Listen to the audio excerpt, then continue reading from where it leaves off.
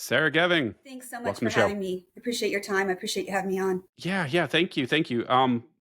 We've been back and forth on Twitter a lot. The Epstein stuff has really been in the news, and that's how we got connected. And so I wanted to give you a chance to introduce yourself and give you like the give have you give like a quick overview of your story, like what happened to you, and why you're interested in the Well, subject. my dad trafficked me, and his friend helped him, and we were a part of a group of kids who were trafficked and raped and sold, and that started when I was in kindergarten.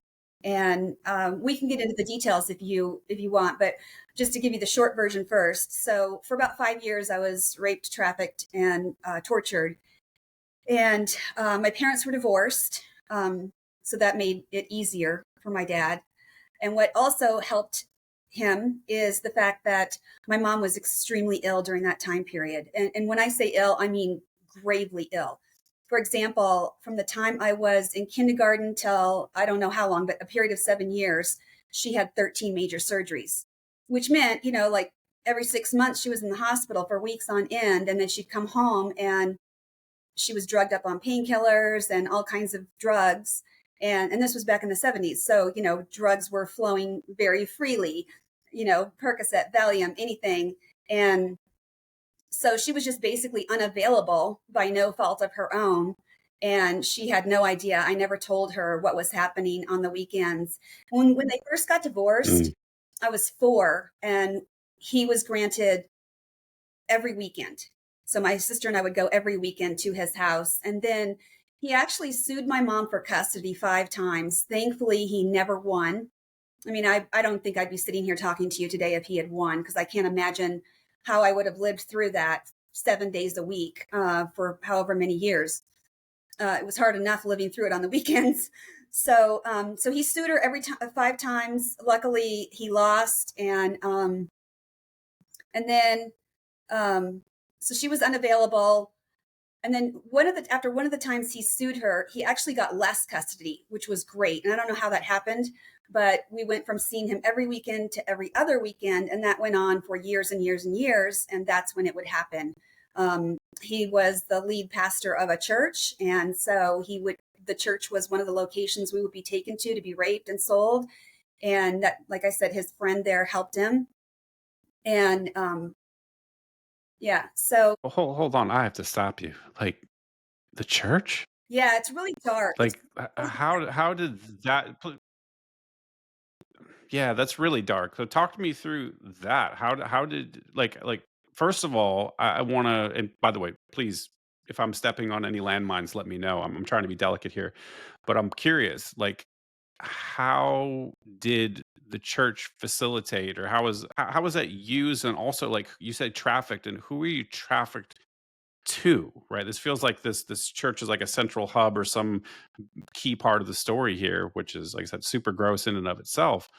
But how did this all work? How did you get like the first time? How did like I'm just curious, like how this all happened. Yeah. So um, the way it works is I don't have any evidence that the entire church is involved in some huge trafficking ring, but in his case, he was in charge of a church, and he was friends with the janitor. And so the way it works in his religion, and I can't name the church for security reasons, but the way it works is they have an adult church, and all the adults go there. And before the adult church starts, they have a separate church that's about 50 yards away, totally separate building, and all the kids and babies go there.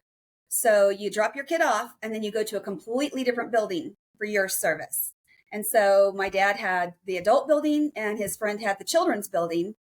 And sometimes his friend would do stuff while church was happening in the adult building. I mean, and also we had to get there early. My sister and I had to get there early because my dad was the lead. His religion doesn't call it pastors, but for the sake of this conversation, I'm going to use the word pastor. Because he was the lead pastor, we had to get there early, like about an hour early. And so the church was a terrifying place for me when I was a child for those 5 years that he sold us and raped us and had men come in to rape us. And his friend, his name was John, his friend, who was the janitor of this church, by the way, full access to everything, keys to every room. And he would often, I remember being raped and molested many times by this man while church was going on in the other building. And I remember walking in on it happening to other girls. I saw it with my own eyes. So there was the two different churches and the fact that there really wasn't any oversight or accountability. It was kind of the perfect setup if you're going to traffic someone in that kind of environment. But he also used his home and he also used his office. And I also remember being put in sleeping bags and thrown in the back of a car, like with the sleeping bag tied up over your head so you can't see where you're going. And I don't know where I ended up. I just Mm. remember being taken out to a room and, obviously being raped and really, really bad things happening. I don't remember seeing faces, but I remember the smells of different men. I remember their voices. I remember how it felt, and also sometimes I was blindfolded. So that's probably why I don't remember a lot of faces, but it happened in multiple locations and there was more than me involved and it was ongoing for 5 years. Yeah. And actually it was a So church. you're talking Yeah. Just to finish that thought, I'll tell you how I got out. So it was another church that helped me get out, even though they didn't knowingly help me. So what happened was because my mom was in all these different hospitals and had all these physical problems, she got to know her doctors really well. And there was one of them who was really kind to her and she went to him for years and he was a really good man. And she said one day, "Hey, I don't know what church you go to, but whatever church you go to, I want to be that religion and I want to go to that church because you live your faith. You're a very good person. So I want to go where you go." And he said, "Well, I'm Catholic." So she said, "Okay, then I'm going to be Catholic." And so she started going to a different church. And I thought, this could be my way out because it happened on the weekends with my dad. So I figured if I could find an excuse to get away on Sundays. So I just started begging her to become Catholic. "Please let me become Catholic. Please let me take the classes." And also, I'll get to that in a minute. So I'm begging her, and it took quite a while for her to give in to me. She was very afraid of my father, and of course, I went to church with him on the weekends. Um, she was a victim of domestic violence, so she was a woman living in fear herself. It was just a different kind of fear. But finally, she caved, and she let me become Catholic and start taking the classes. And I couldn't go to I and because of that, I wasn't available on Sundays anymore. And then one of the blessings for someone like me is that the Catholic Church also has Saturday night mass. So before you know it, I wanted to go on Saturday night and Sunday because then there was no opportunity for him to be around me. And I also, towards the time that I was in about fifth grade, my sister started becoming very distant from my dad. We're living with my mom, more and more towards this time period after fifth grade for me. And so she became distant. I became kind of distant too, and resisting going to his house, resisting visitation. So between wanting to go to the Catholic Church and wanting to go to both Saturday night and Sunday mass, so I didn't have to go to that other church, I kind of found a way out. And then what happened was it really helped because my mom was still sick. But this priest, who, by the way, had no idea what was going on, he just knew that I was just some poor kid from a broken family and my mom was sick all the time. He kind of took me under his wing. And instead of my sister and I being placed in the system when my mom had to go to the hospital, he would find a Catholic family in his parish. And so we would go there instead, which was way better than being in a system. And I was never in a foster home that was bad. I was always in Catholic families that were very kind. And so that was good because it's hard. Like imagine it's the instability and lack of safety when you're being raped, tortured, and trafficked on the weekends, and then now you're living in a different house and you're not one of them, and you're different, and you don't know the rules, and you miss your mom. There's a lot of dynamics at play for me, so I didn't really ever have a sense of safety, probably till I got into high school. wow, that's a lot to unpack. I want to back up a little bit. So I get some indications that you're still like a person of faith. Is I'm that not true? Catholic anymore, but I do appreciate the comfort the Catholic Church gave me, and I am a believer. So I don't go to church. Yeah, That's what I mean. I don't know exactly what your religion is or what your religious beliefs are, but I'm just asking, like, do you have some sort of yeah, I God do. belief? I do. And that's actually shocking. Okay, so But we can come back to that. It's shocking. yeah. This is what I'm really poking at here because I'm trying to think from a kindergartner's perspective, right? You're 5, you're 6, something like that, and the place that you go to learn about God, right? And to talk about all these, we're talking about virtue and how to be a good person and what God is and the relationship between God and people and like that's what you hear there typically.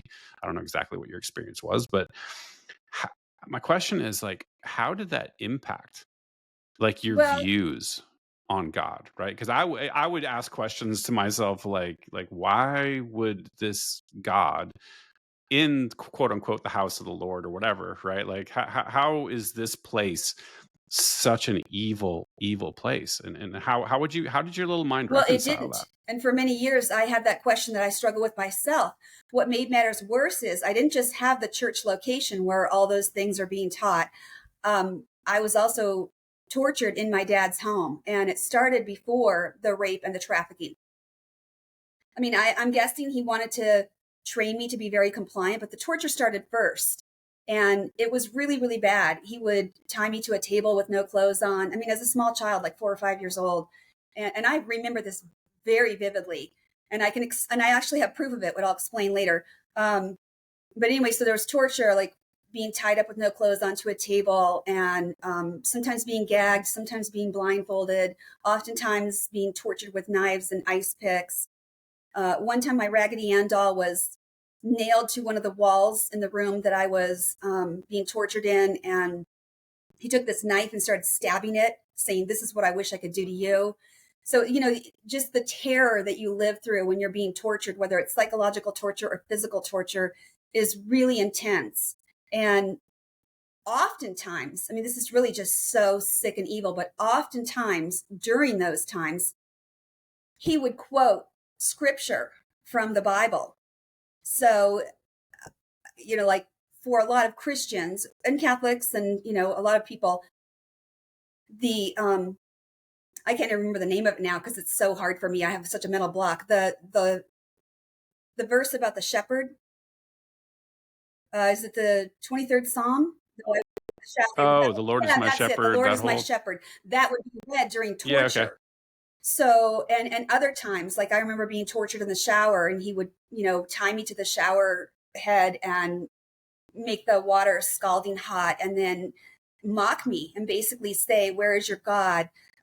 God's not here to save you." And really try to, and I think in hindsight, he was trying to undermine. First of all, I gotta stop you. This like I'm so Oh, thank sorry. you. That you're skimming past these. I mean, just I know that it's like you've processed this and it's like it's your story and everything. But I just want to just pause for a second and just tell you I'm really sorry. That is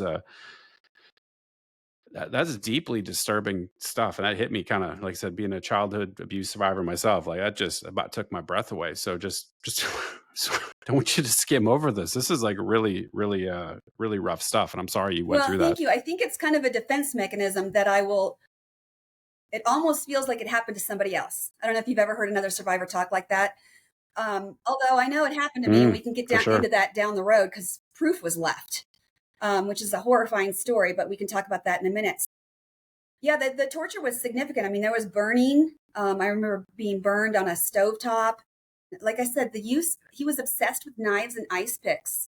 And, and that's like, because when you're blindfolded and you have no clothes on and you don't know where the torture is going to come from next. You don't know if you're going to be hit. You don't know if you're going to be burned. You don't know if someone's going to poke you with an ice pick. And there was so much emotional torture in it too. Just the mocking was so cruel and mean and so hard to absorb. Because sometimes he would do these terrible things with knives and ice picks, and then he would take like a feather and just kind of rub it across my stomach or something. So I would never know, is it going to be the feather or the ice pick? Am I going to get and he was obsessed with feet too, like cutting my feet or threatening to send the ice pick through my feet.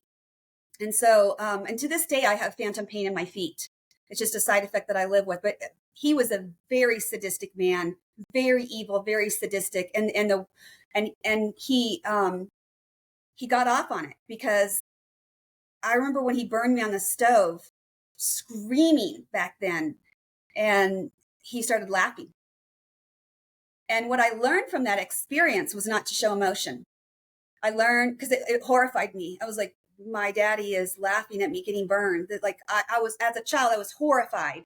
And I remember thinking, no matter what he ever does to me again, I will not express emotion. I will not cry. I will not beg him to stop. I will not, because he can destroy my body, but I will not let him take my dignity and my soul ever again. As a small, small child, I made that realization and commitment to myself. And I didn't. It got to the point where he could do anything to me, and I would just lay there like I was unconscious or I was not human. But I also had to tell myself that I wasn't human to get through it. That was a defense mechanism for me. It was a way of coping. I would go, I'm not a person, I'm not a person, I'm not a person, and just kind of will myself through it.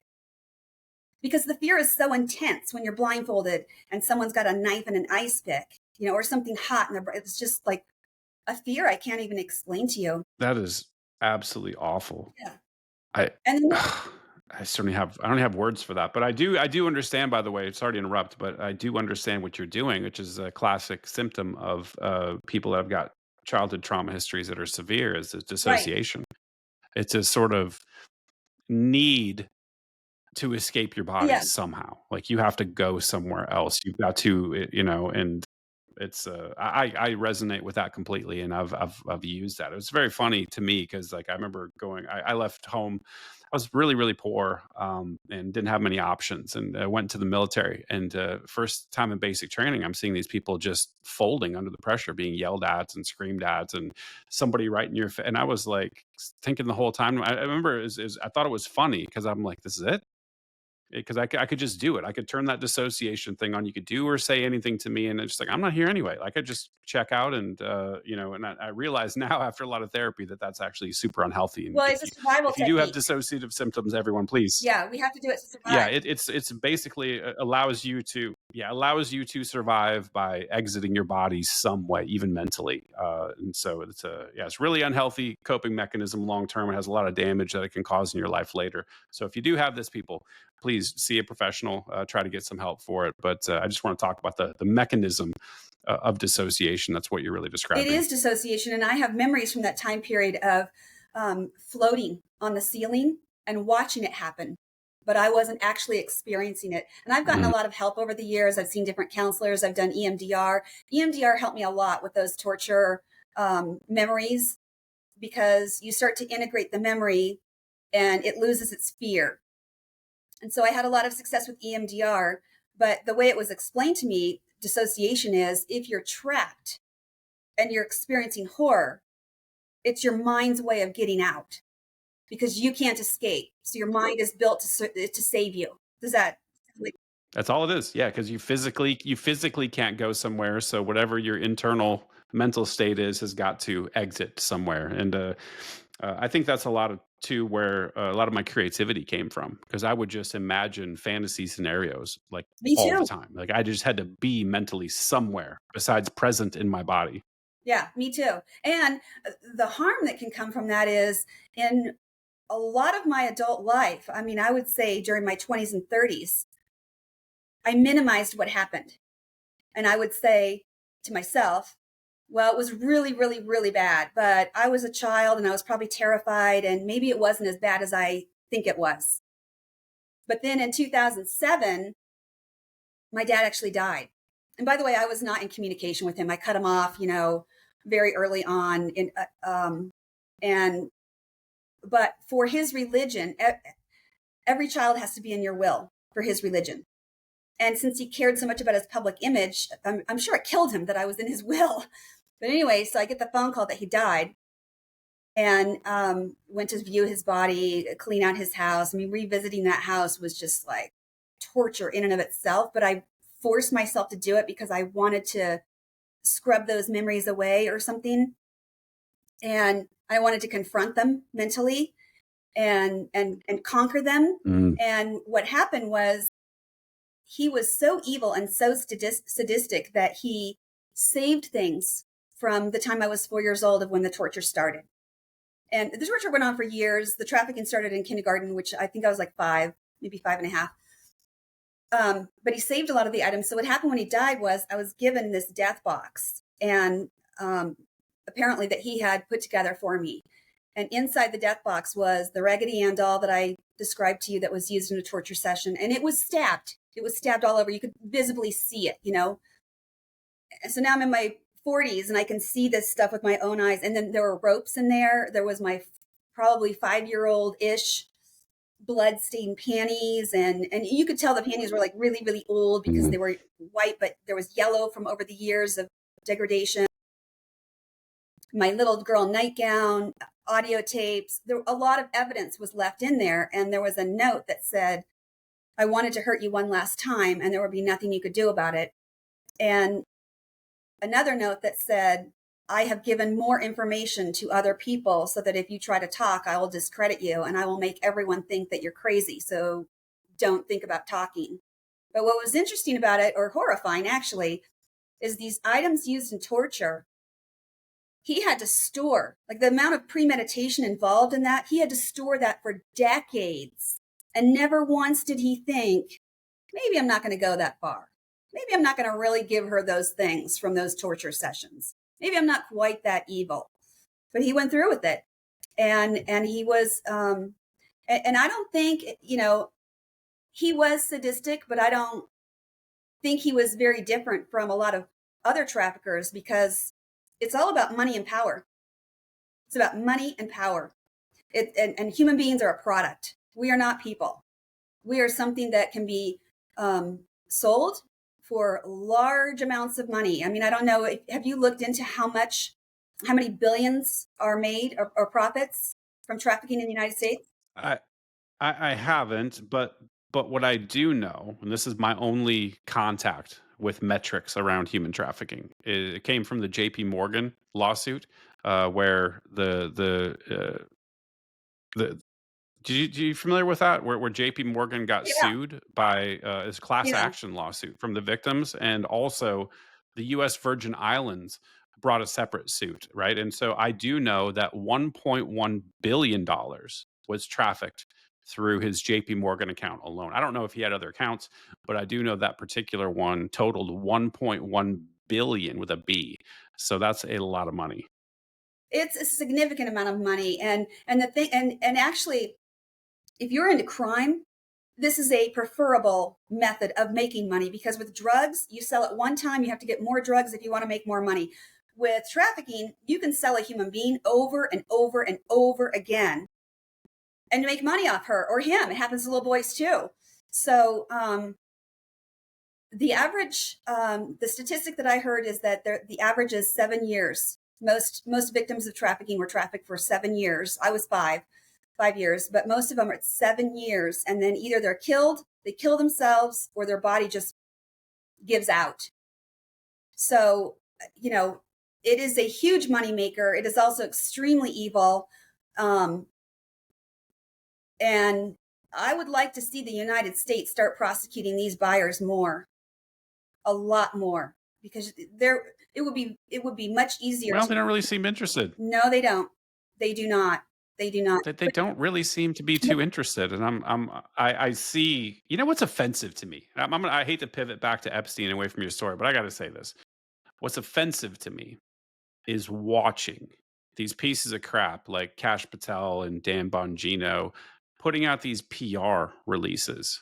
Pam Bondi too. Oh, we're going after the child trafficker, and they'll pick like some small potatoes case or something. And it's typically involving illegal aliens. Like that's typically what this administration is doing. It's like, look at these bad illegals over here that are running a child sex trafficking ring or something. We caught 9 people.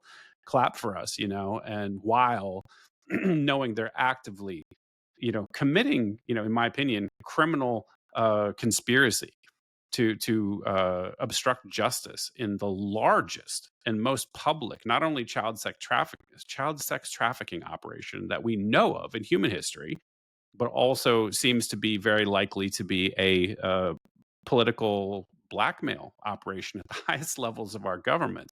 And so it's so deeply offensive to me when I see those tweets coming out of the FBI director's office and the DOJ and stuff like that. Because it's clear, well, the message is super clear. It's like, we don't care. They care about getting a little bit of PR here and there for a couple of little minor wins, but ultimately the message across America right now is we don't care as a government. And what's really appalling to me is seeing the lack of spine on the American people. They don't care. Like people just don't care about this. They say they do. Like people will tweet about it. Oh, they'll bitch about the Epstein files, but nobody's really doing anything. Well, nobody doesn't appear to be doing anything. I do think a lot of people out there care. I know that there are some people who are giving this whole situation a pass, but what breaks my heart is thinking about this from a survivor's perspective, because I think of the Epstein survivors and those victims, and I think they've literally had a lifetime of horror. This has become a life sentence for them. And then Trump finally gets elected and they're basically blown off. How would I feel if someone said, "Hey, what your dad did to you was a hoax"? And I'm Well, like, hold on. "Are It's you worse than freaking that kidding me?" because they had the lead up. Hold on. Sorry to interrupt. Yeah, sorry to interrupt, but like this is really important to me. Like you touched on something really important. It's the lead up, the whole campaign trailers, all this talk from the whole administration. We're going to release the Epstein files, right? Like we're going after these predators. We're going to the truth is going to be told. Like everyone's going to be protected, right? So they got their hopes up.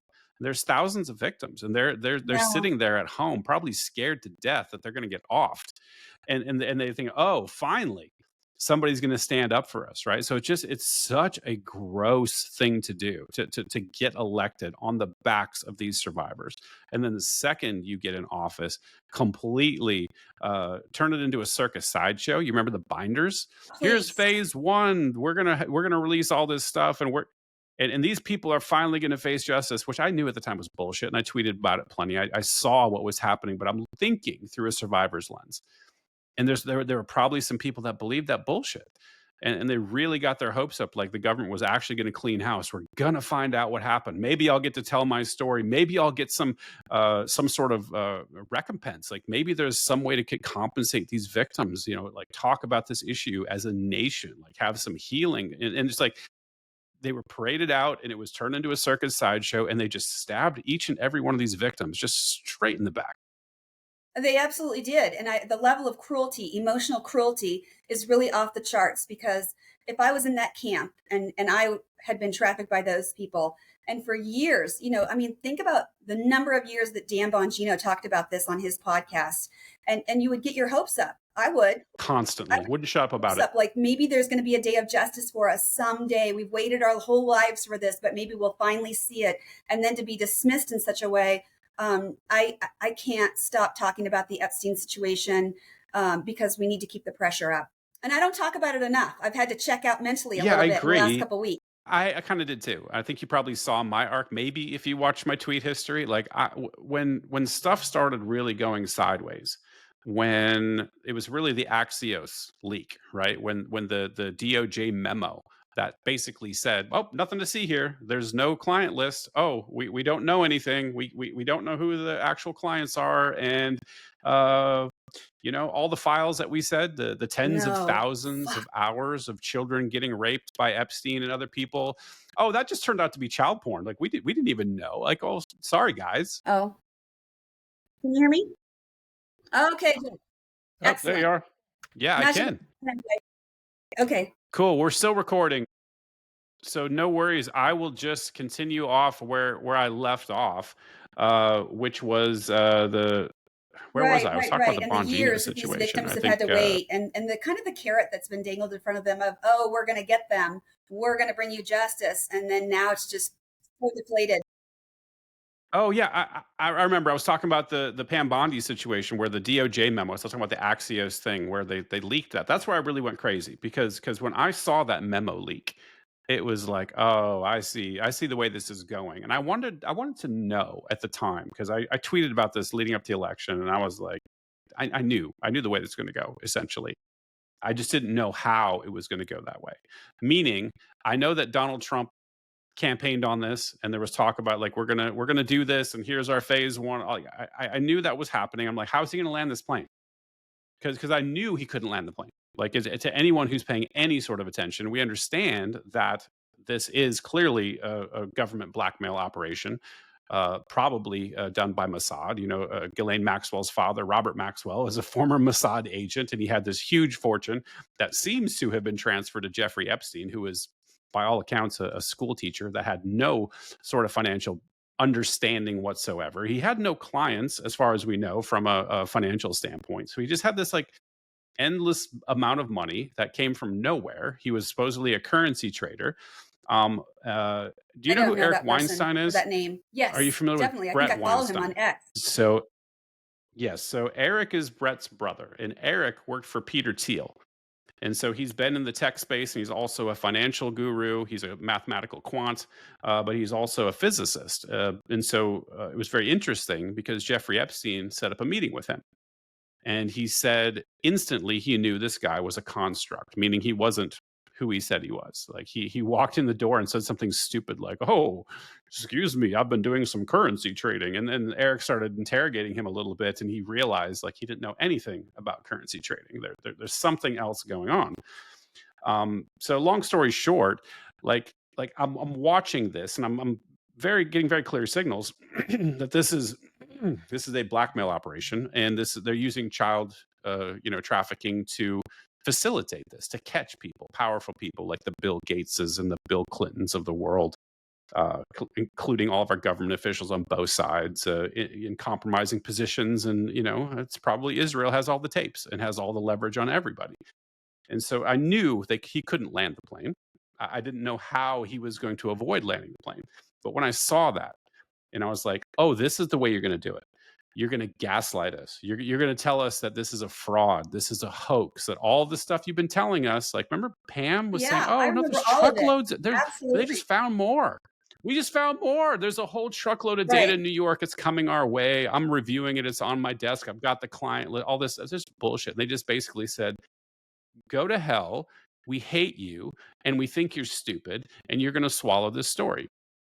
And that's when I lost my shit. Like I completely went off the rails for quite a bit on Twitter. I think I doubled my following during talking about Epstein stuff because I'm so passionate about it and I'm so pissed off. Well, I'm glad. Keep Um, talking. but it's so insulting to, yeah, and I'm going to because I really believe that this is going to end badly for Trump. I don't think he makes it through this term. This term is going to implode. He's going to get impeached, removed. He's going to quit. Something disgraceful is going to happen because I think people, even though I'm very upset that people have not been doing more, I think people aren't letting it go.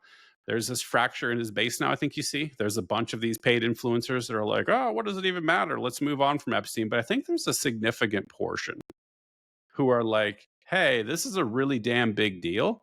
And I think that the Democrats, whether they believe in it or not, a lot of them will go after Trump on this just because they want power. They want to have their team be in power. And so I think we have the Democrats on board with this one.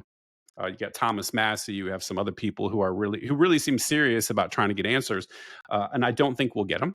I think that there's going to be this sort of stonewalling, and we're never going to be satisfied. It's just a matter of what type of impact that's going to have on Donald Trump. I don't think he makes it through. So that's a very long-winded way of saying I'm very sickened for the victims, right?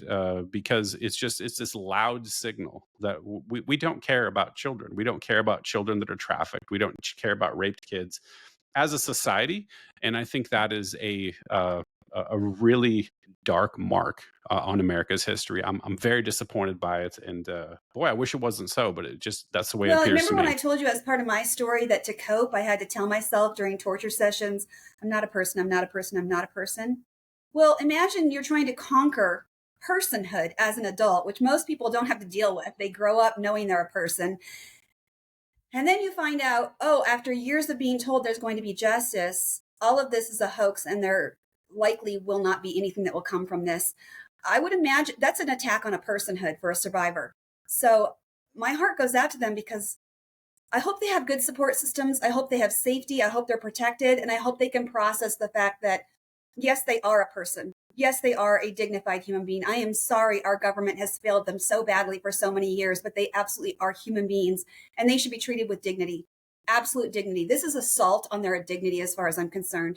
It's really sad. I mean, politics aside, as human beings, the way they're being Yeah, treated. it is. That's not the right word I would use. Yeah, because we think about it, like, what is the messaging, Like, it didn't happen. Right. That's the messaging, We're right? gaslighting Like, them. this was, "Oh, this was just for Epstein," there was no yeah, they're completely gaslighting them, which I think a lot of people that have had really severe traumatic experiences like this struggle to connect with reality anyway, right? Like reality's so horrible that you don't want to accept. Like you said, you'll even invent a different person. Like that happened to that person. That wasn't actually me. Or, for example, you may or may not know that with childhood abuse, the hippocampus of a developing child gets damaged, right? And the hippocampus's job is to translate direct experience into long-term memory storage. That's just like the funnel that gets it into storage. So a lot of people with trauma history, they've got gaps. They have missing chunks. They've got experiences that aren't even there, and it kind of fractures a person. And so, yeah, like you said, like it's just struggling with personhood, just trying to be like a healthy whole, shell of a resembling a person, like that's a challenge for these people anyway. And to just be gaslit, not only gaslit, but on a global scale. Like this is one of the biggest stories in the entire world, and you're getting force fed this stuff 24/7. You can't even escape it. It's going to be, you go to the airport, it's on CNN on the screen. It's like every other tweet is people talking about this. This is being weaponized and politicized, and it's constantly 24/7. And to hear your government, the people that you believed, maybe some people actually believed that Trump was going to do something about it, to just be told didn't happen. It's a Democrat. Yeah, God, that's the grossest part, I think, is that I mean, I think that we all know he's probably on the list. Like it's pretty clear based on the actions recently that the dude's a client, most likely. But also that it's being weaponized politically. Like, oh, this is that you're hearing from them. This is a Democrat Right. hoax. It was Obama, and this was Biden, and they they fabricated all this. It's a lie. Those files aren't real. The trafficking didn't happen. Like over scoring political points and stuff. It's just like the whole thing to me stinks so badly, and it's so gross in so many different levels that I'm just beside myself all the time.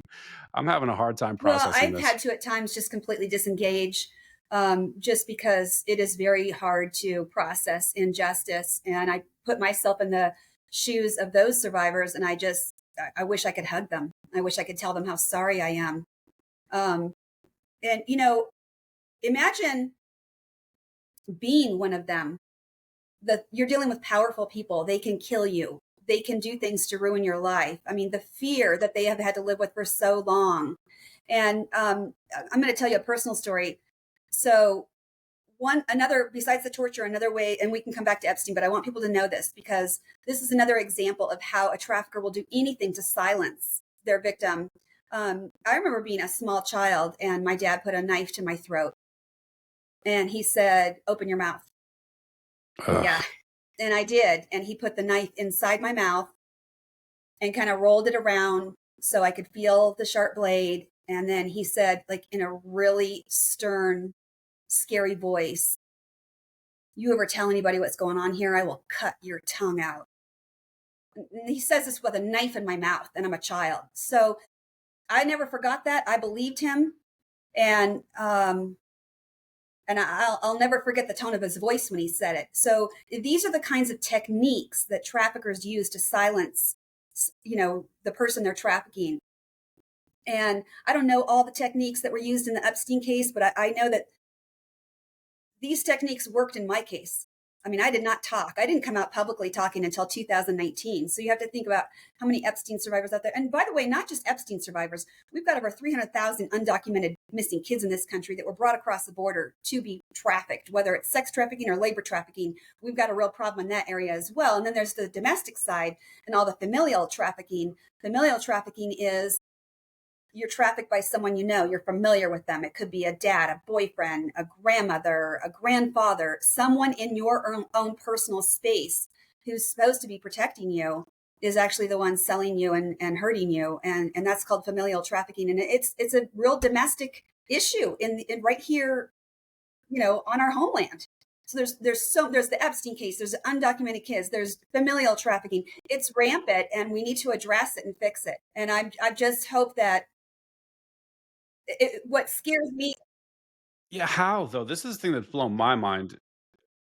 is like, how does, and this is a personal question I need to ask you, is like, what was it like growing up with your dad? Because I have 3 daughters, and I know the way I feel about my kids, especially when they were 3, 4, 5. Then when they were, because they're young adults now, but I can see, I can remember what it was like to have those feelings for these people, and to intentionally harm them in any way is something I can't even process. To intentionally harm them the way that you're talking about, the way your father did to you, I have no way to connect with it. So I'm curious, as like a human being, like, what was it like being around him in those times when he wasn't doing that? Did he show any signs of care and affection and love, or like I don't know what this experience must have been like for you. Like like this type of individual, like I can't even comprehend. So like, what was it like growing up, other than the abusive times or the Well, discrete moments that were like seriously torture? I remember feeling loved or cared about him by him. I do remember that he had a good sense of humor. He was very well spoken. There were times that he liked to watch fun TV shows. I remember watching TV shows at his house, but I remember always being terrified. You never know, are you going to get the funny dad or the one who's going to tie you up and torture you or sell you for rape? So when you're living in an environment like that, you just kind of are walking on pins and needles because you don't know who you're dealing with. But what happened was Monday through Friday, I went to school. And that, I believe, saved me because I remember in great detail every single one of my elementary school teachers. And some of them knew that there was a problem in my home. They didn't have any clue that any of this was happening, but they knew that I came from a very poor family, divorced family, lots of trouble with my mom's health. And they knew that they needed eyes on me. And the other reason they knew they needed eyes on me was because, back to your original question, how do you live through that on the weekends and then come back Monday through Friday and you got to act like a normal human being? You got to function. You have homework to do. You need to act like you're listening to the teacher. You need to interact with other kids your age. And so the trauma was so great. And because I didn't tell anybody, the way it would come out is I would throw up at school. So my teachers knew that there were problems. I would Mm. a lot. In fact, I emailed you a copy of an award that I got in third grade for perfect attendance. I saw that. And Yeah. what's so crazy about that is, so I got this award for showing up every day on time. But the truth is, typically 2 or 3 days a week, I was sent home. Safe Yeah. space. So I would show up and, we didn't have technology there, but the teacher would take attendance. We would say the Pledge of Allegiance. We would sit back down and then I would just throw up. And some other kid would go, she threw up. Then I'd go to the nurse's office. Sometimes I'd hang out with the nurse for hours and sometimes they'd send me home. So here I get this award for attendance because I was there every day at 7:30, but I was thrown up all the time because I couldn't take the pressure. I couldn't take the trauma. I had no outlet for the, child rapes and torture. So it just came out in the form of throwing up. And my teachers were kindergarten through first grade, incredibly kind human beings. My fourth grade teacher came to my wedding. I kept in touch with her for years. She never knew, by the way. She never knew. Well, that's nice. Yeah, she was really kind. And my teachers were very kind to me. I think teachers kind of know, not totally, but I think the teachers kind of get a radar for the kids that are in I think trouble. they knew I was in trouble, but with this fourth grade teacher, Good what's ones do. interesting about her is years later, because I loved her so much, I just wanted to know what she was up to and somehow find a way to thank her. And she did a lot of nice things for me. And I'm not on Facebook anymore, but for a while there I was. And in 2019, when I started using my voice and telling the world, hey, this happened to me too, on one Father's Day, I just came out with it all on Facebook. And I posted this long post about what Father's Day meant to me. And she read it. And it was all about how I was raped, tortured, and trafficked on the weekends and what that life was like. And actually how that affected my relationship with God the Father. So I went into a lot of detail, and my fourth grade teacher followed me on Facebook at the time and read it and was horrified. And she said, her comment was, if I'd only known. And then I felt bad because I thought, well, I'm not trying to make you feel guilty, Mm. because because she could have never known.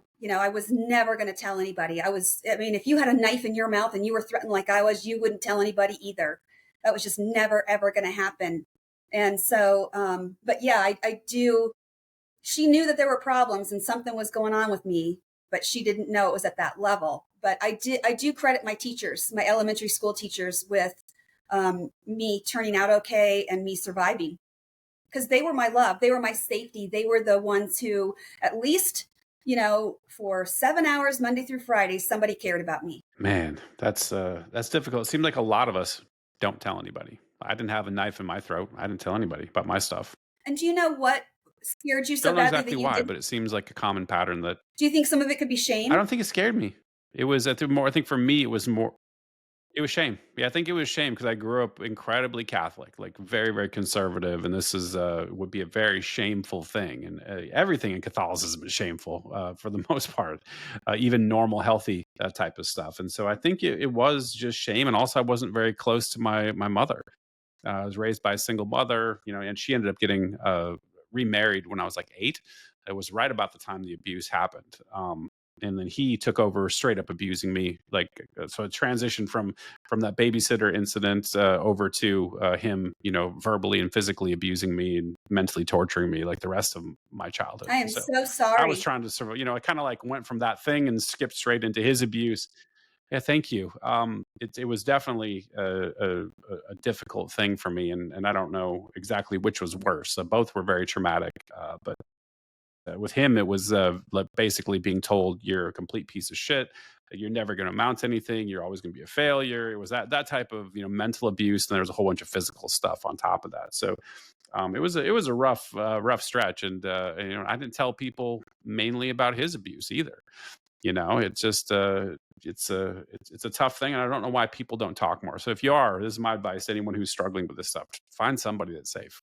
Try to talk to somebody.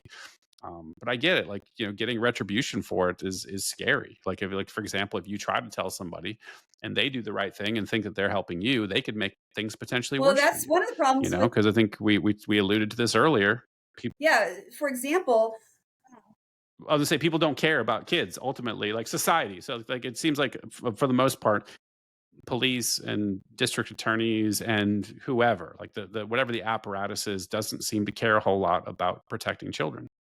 so along those lines, you touched on something that's also very sad to me and something I hope that we can change in time. But we have a significant issue with anti-trafficking organizations in this country, and I'm talking about aftercare anti-trafficking organizations. And a lot of times they are aligned with law enforcement, so and DA's offices. And what people don't know, what I'd love for your listeners to know, is that there is no training required to start an anti-trafficking organization. And yet you and I have just spent however much time talking about the mental health effects of severe trafficking, abuse, rape, any kind of child abuse. We know it affects our mental health. We know it affects us in significant ways, whether it leads to PTSD or repeating the domestic violence pattern or addiction issues to numb the pain. We know that there are side effects. We know that human beings are affected by this. And yet we have this one segment called anti-trafficking organizations. And in 1996, when the HIPAA laws were passed, there weren't a lot of anti-trafficking organizations, so they kind of fell under the radar. And so they aren't. Anti-trafficking organizations are not legally required to honor your privacy rights or follow any kind of HIPAA. They're not required, and they don't. And I could give you many examples. Why are they HIPAA exempt? I don't understand Well, and that. because they shouldn't be. The reason, Why are they not HIPAA compliant or the required? only thing I can think of is because they weren't around when the law was signed. They weren't included because people didn't know to include them. But they are in the mental health field, the aftercare anti-trafficking organizations. Maybe on the rescue side they're not, but on the aftercare side, they are working in the mental health field, whether they want to admit it or not. And actually, they do admit it. So, in fact, can I read you something? Okay, let Okay. me pause real Yeah, no, quick. Sorry sure. to interrupt. So, well, real quick, I just want to pause real quick and let you have you explain because I don't know this, and I'm sure my listeners don't either. What's the difference between a rescue anti-trafficking organization and an aftercare? I'm Sure. not clear Thanks on for those. asking. So, on the rescue side, you have people who they'll go into very difficult situations and extract victims who are being trafficked. And so we're going to rescue, these victims. And then once you rescue them, what do you do with them? You got to put them in another anti-trafficking organization if they're a child, or even sometimes as an adult because they need help. We've needed help in an aftercare anti-trafficking organization. And so on the rescue side, you have some ex-CIA people, you have ex-military, you have people who appear to be very well trained from what I've gathered. It's on the aftercare side, which has to do with mental health, teaching budgeting, and in some cases, and this is going to be a real problem for the undocumented population that came across our border that we have to find someday. But you don't have any papers. You don't have a driver's license. You don't have a social security card. You don't have a birth certificate. So how are you supposed to get a driver's license to get a job, to get an apartment, to be a functioning member of society? Well, if you don't have your papers, guess what? Even if you're an American on American soil, you're not getting anywhere. It's a way of trapping people. So there are attorneys with some anti-trafficking organizations who will do pro bono work to help you get your driver's license or your social security card, because you need those things to move on with your life. But primarily their mission, aftercare anti-trafficking organizations, their mission is mostly mental health. And yet there's no training whatsoever. So that's problematic. And can I read you something? It's something from a website of an anti-trafficking organization. I just think people should know about this. Pardon me? Please. Okay, so this please, comes from a website of an anti-trafficking organization, Aftercare Anti-Trafficking Organization. This one happens to be in the Denver metro area, Denver, Colorado. Health issues for victims include anxiety, depression, suicidal ideation, drug or alcohol abuse, dissociation and memory loss, PTSD, self-harm, mutilation, regression, shame, often behavioral problems, sometimes difficulty in relationships, and self-stigmatization. Now, those are all mental health things. They know they deal in the mental health field, and yet they don't have to follow HIPAA. And in my case, I was the client of two anti-trafficking organizations, lots of abuse in my experience with the first one, but also privacy violations with the second one. So this is a real problem that HIPAA is not followed. Because violating someone's privacy leads to trust issues. So if I want good mental health and my trust is violated, I could very easily say, I will never try to get help again. I will never allow a person in a position of trust to hurt me and betray me ever again. Well, now we've just hurt that person long term because they're too afraid to get help. So it's very, very important to follow privacy laws. And that's part of what I'm trying to do is reform the law in such a way that anti-trafficking organizations are required to follow HIPAA privacy laws. I think it's fundamental. It's part of best practices. It's also part of first do no harm. And how these people can just be basically rogue agents on their own is beyond me. But we need best practices established, and I'm working on that. And I would love for anybody to join me in that battle, because I know how hurt I was by the abuses of. Sorry, I gotta fix this. My computer just popped up. I know how hurt I was. In fact, after I was re-exploited by an anti-trafficking organization about 5 years ago, I actually became very, very suicidal. So imagine the impact on your mental health. What causes someone to be suicidal? I wasn't suicidal when I was raped, trafficked, and tortured. I somehow survived it. I somehow had the goal to go on to college. I completed college. I had a good job. I became a functioning member of society. And yet, when I was re-exploited by an anti-trafficking organization, I became severely and dangerously suicidal. And that's why I'm so passionate about mental health and recovery, because nobody deserves for this to be a life. Can I time out? Can I time out real quick? Because you keep skimming over things very quickly that are really, really important. So I want to have you back the truck up a little bit. Sure. Because I think anyone is going to view things that those statements the way I would, which is like, hold on a second, you just skimmed over the fact that you were somehow re-exploited by these anti-trafficking organizations. I know you mentioned there was some breach in privacy and things like that. So, but I need the story here. Like talk to me about what your experience was with these organizations and how you feel that they harmed you. So I can't give you the whole story because I've been threatened so many times and so severely, including criminal remedies, if I talk about it, that, pardon me, I have to save part of the story in case I'm ever. Yeah, I saw you sent the cease and desist letter. I read your cease and desist, right? So I know this is real for my audience. Like I've reviewed this material, so I know that you've been threatened. And I don't need like specific details of who and which organ is like. I just want to understand like conceptually, like how you feel like you were telling me whatever you feel comfortable with, but I want to know specifically because I think everyone generally thinks about an anti-trafficking organization. It's like, oh, these are great people that are just trying to help folks.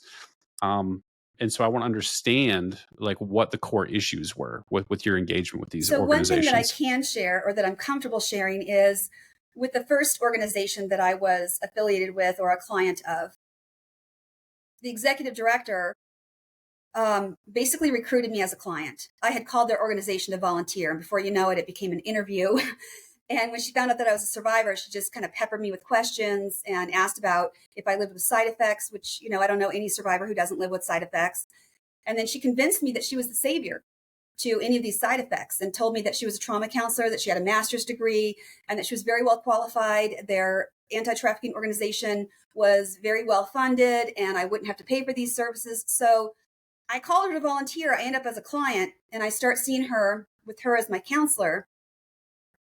This is a really vulnerable feeling for me because I filled out a 5-page questionnaire as a client where I went into great detail about everything you'd fill out in a counseling form. What medications do you take? Who are your family members? What kind of side effects do you have? I mean, 5 pages of information on me. And as it turns out, it appears she's actually shared my file with other people outside her organization, which is an incredible betrayal.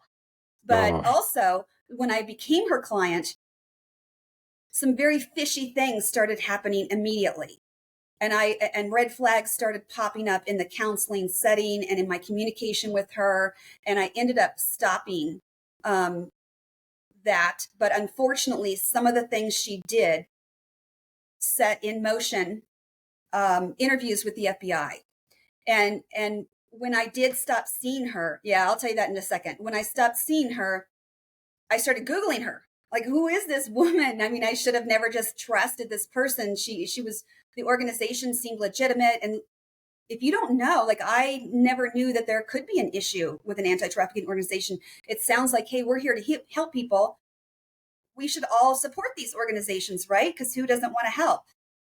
But because there's no training, there's no oversight, there's no requirements in terms of following HIPAA or anything else. Some of them are good. I mean, let's face it, bad actors don't need to police themselves, or they don't need any policing. But it's the unethical ones or the rogue ones who kind of make up the rules as they go along. And if they want to violate your privacy, they can. If they want to, in my case, what you say in counseling is supposed to stay in counseling. What this woman did was she Googled me and she found my dad and she Googled him and she Googled his family members without stating the, and by the way, my dad died in 2007 and she knew it. So why she chose to violate my privacy in a way that would uncover things about my dead father, who had been dead for, I think, about 12 years at this time. Why she would do that, I have no idea. But she did, and she used the information to work against me. I probably should just share parts of this because your listeners are going to go, what is she even talking about, right? So she Googled my family, and she found a distant cousin of mine in New Mexico who obviously was my dad's nephew. And as it turns out, I don't even know this guy. As it turns out, he's in the same religion. Somehow she made the leap that there to this day is a sex trafficking ring operation happening. It's now happening in New Mexico instead of California by the same family in the same church. And she called a tip into the FBI and called me in as a witness.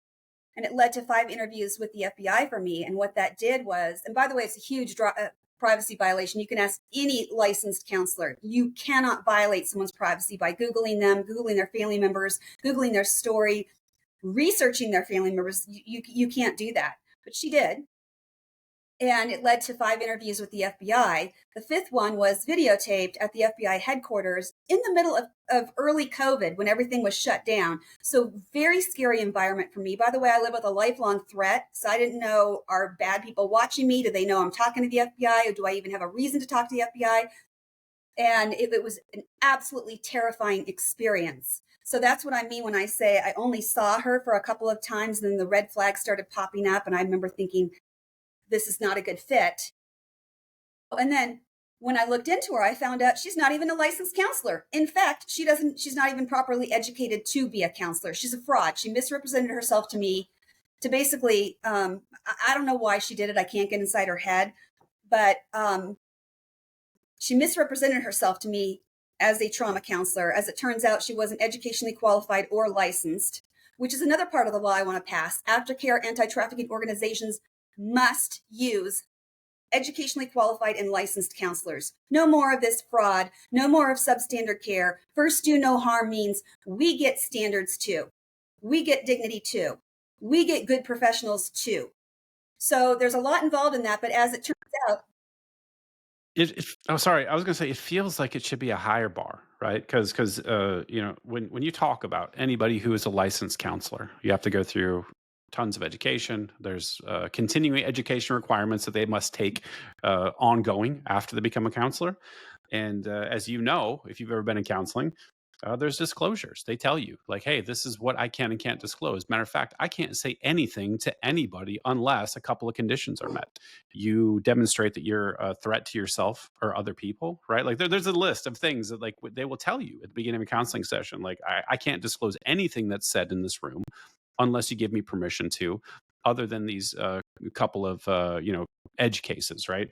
And so that's just for somebody who's feeling a little blue, maybe got a little depression, right? Like maybe has some family issues, and for something that is as horrendous and catastrophic as potentially dangerous to the person, right? Because as you oh, mentioned, like you ended up dangerously. becoming suicidal over this. Um, yeah, and so it feels like it's a real gap here. If this is what you're saying is true as far as the HIPAA protections and laws and stuff, that you can just let anybody without any sort of training whatsoever, work with very, very fragile people that have been abused in the worst way imaginable, and there's just no professional standards. There's no licensing to worry about. Like this feels like a pretty Yeah, pretty big gap it's here. harmful and it must be stopped.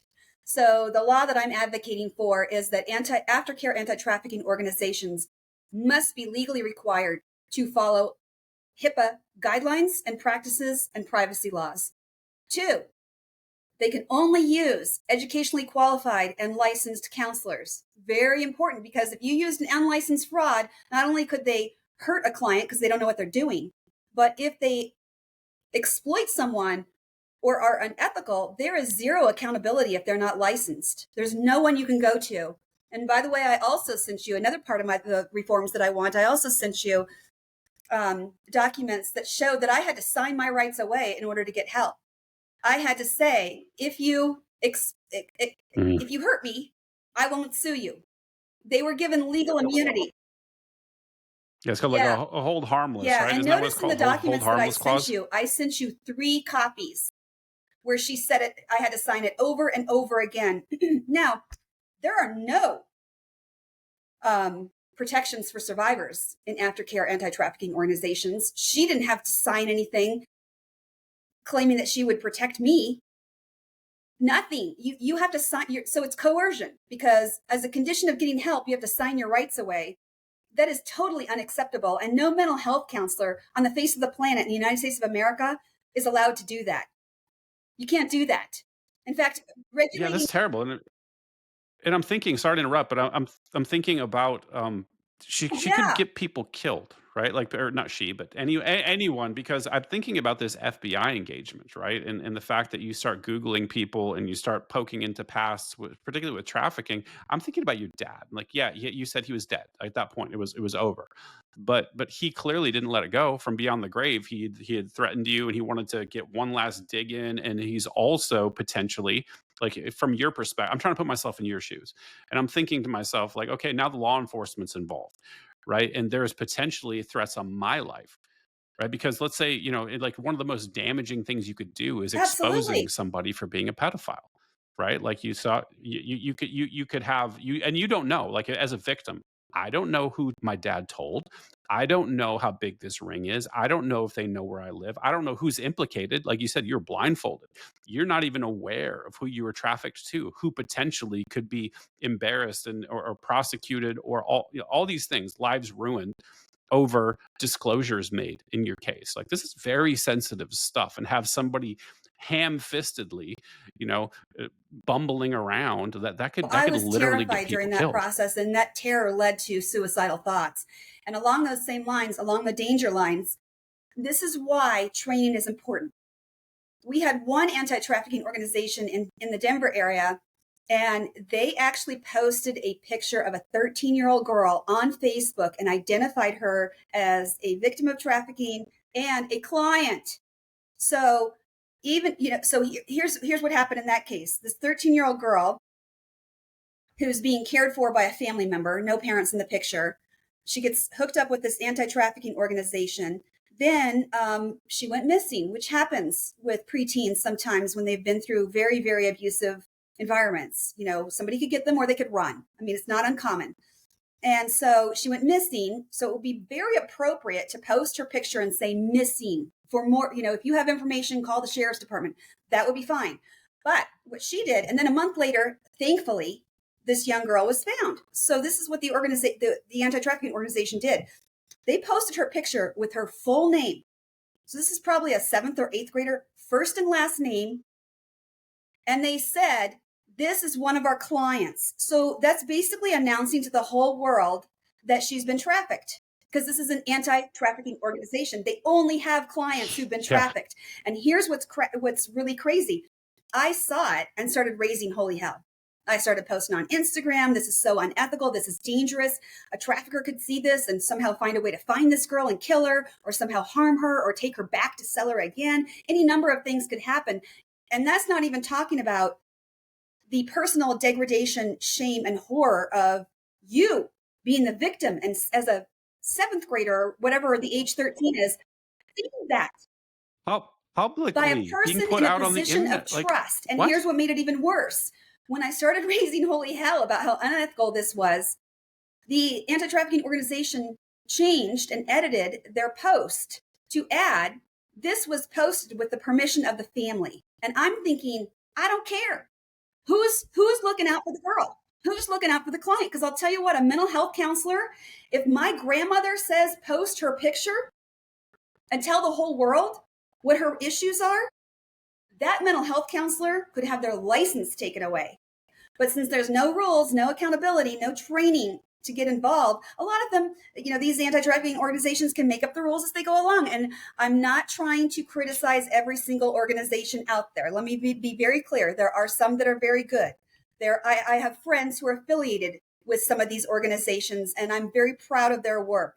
But as a whole, we need to fix this because it's a crack in the system. It's a systemic failure. And I'll tell you that when I started posting about it on Instagram many years ago, and I started sharing it in my stories, my inbox filled up from survivors of 7 different states that said, it happened to me too. Something similar happened to me too. I was devastated and hurt too by this organization or that organization.